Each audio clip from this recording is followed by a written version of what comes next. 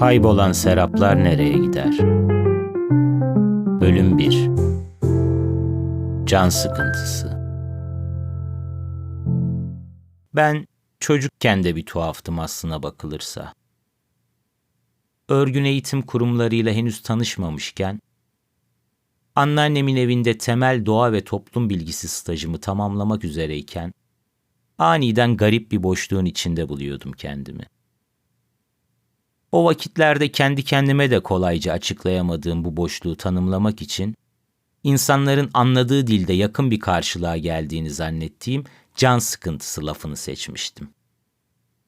Etraftaki insanların canım sıkılıyor dediğimde çoğunlukla kayıtsız kaldıklarını keşfedince de boşluğa ilişkin fikirlerimi kendime saklamayı öğrenmiştim ve tartışmayı mandallarla ya da dolap kapaklarının tutamaklarıyla filan sürdürmeyi tercih ediyordum.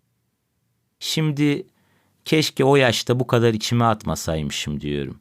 Belki işinin ehli pedagoglar tarafından bir çaresi bulunabilirdi.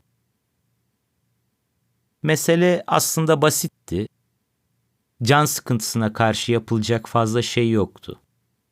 Diğer insanların bu durumla ilgili yakınmalara maruz kaldıklarında genellikle çaresizce boyun büküp sessiz kalmalarına bakılırsa gerçi, bu derdin dermansız olduğu sonucu da çıkarılabilirdi. Ara sıra ve çok da umutlu görünmeyerek ortaya atılan öneriler, can sıkıntısına karşı yapacak tek şeyin manalı manasız uğraşlar içine girmek olduğunu gösteriyordu.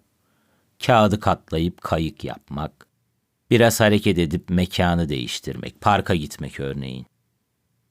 Bazı ukalalar da umursamazca akıl verirdi. Oyuncaklarınla oyna işte. Böylelerine içten içe diş bilediğimi hatırlıyorum. Can sıkıntısı diye anlatmaya çalıştığım boşluk hissine bazen çok akıl almaz çözümler getirildiği de oluyordu. Yaradana sığınıp ızdırabımı paylaştığım kişi hiçbir şey söylemeden kalkıp koca bir tabak dolusu meyveyi önüme koyabiliyordu mesela. Boş boş bakıyordum ve içimden söyleniyordum. Hayda! Yapacak bir şey yoktu. Çocuktum neticede ve daha da önemlisi çocuk olduğumun haddinden fazla farkındaydım. Meyvelere abanırdım, çekirdekleri çıkarır, gerisini içime atardım. Boşlukla mücadelemde bana önerilen her şeyi yaptım. Eşek kadar insanlardı bunlar sonuçta, bir bildikleri olmalıydı. Zamanla yetişkin insanların gerçekten can sıkıntısı illetini gayet iyi tanıdığını ve onunla baş etmenin bin türlü yolunu çoktan keşfetmiş olduklarını anladım. İnsanlığın onca yıllık birikimini fazla hafife almamak gerek. Bizzat benim dünya üzerindeki varlık nedenim hakkında bile izi dikkatle sürüldüğünde can sıkıntısı kaynağına ulaşılma ihtimali azımsanamayacak düzeydeydi. Ben nasıl oldum filan gibi çocuk kısmına çok görülmeyecek kimi sorularla geçiştirmiştim yine de bu mevzuyu. Fazla kurcalamamıştım. Başka dertlerim vardı çünkü. Bir kere temel problemimin can sıkıntısı olmadığını anlamıştım.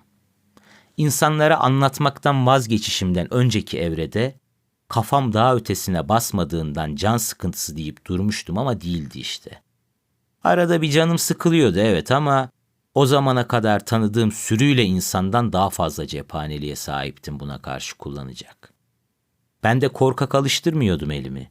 Hayal gücümü bol keseden harcıyordum. Tek kişilik oyunlar kurmadaki eşsiz yeteneğimi.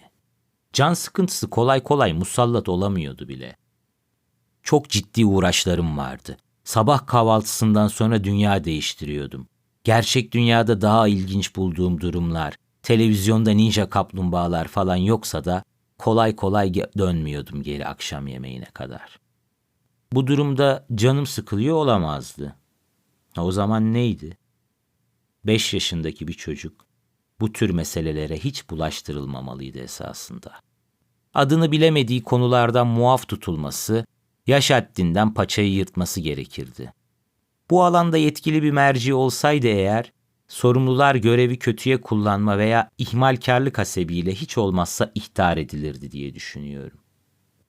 Sorunun kaynağını hala bilmiyorum. Söylediğim gibi belki de teşhis ve tedavi için çok geç kalındı zaten.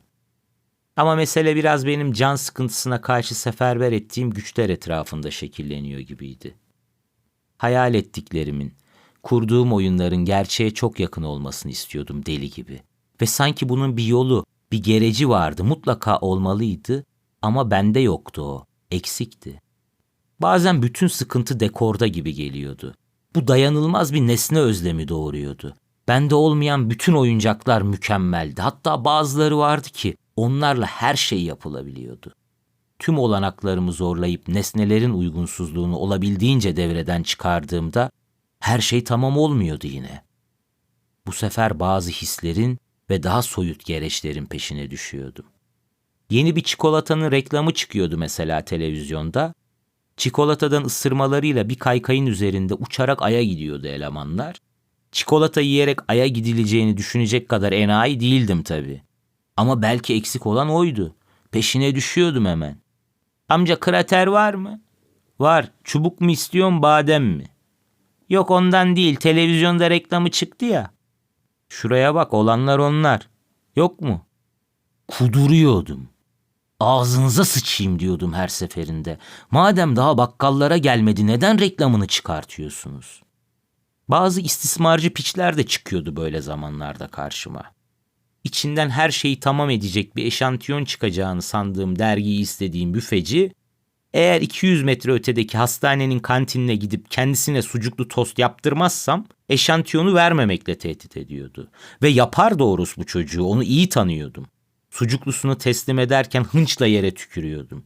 Sarı beyaz karışımı seyrek kıllardan müteşekkil bıyığıyla sırıtırken içinden çoğunlukla bir boka yaramayacak 3-5 Lego parçası çıkan ufak kutuyu uzatıyordu pislik. Kıtlık zamanı kara borsacılık yapması beklenecek bir tipti. Yine de halimden memnun sayılırdım. Günler büyük bir arayış içinde, her şeyi tamam edecek parçayı, hiç olmazsa can sıkıntısından kaçmak için gittiğim dünyaları gerçek yapacak aletin montaj şemasını bulma umuduyla geçip gidiyordu. Ben de bu esnada sürpriz yumurtalardan çıkan figürlerin montaj şemalarıyla oyalanarak zaman öldürüyordum. Aslında o yumurtalardan çıkanlardan bazıları oldukça vaatkardı ama en afillisinin bile yarım gün içinde vitrin süsü olmaktan başka bir halta yaramayacağı ortaya çıkıyordu. Boyundan büyük arayışlar içine girmiş her insanın başına geleceği gibi ben de erkenden olgunlaşıyor, memnuniyetsizliğin bir kara yazı gibi alnıma kazındığı gerçeğini içime sindirmeye uğraşıyordum ki başka türlü anlatamayacağım bir mevzu için hiç alakası olmadığı halde can sıkıntısı kalıbını yeniden kullanmak zorunda kalacağım günler gelip çattı.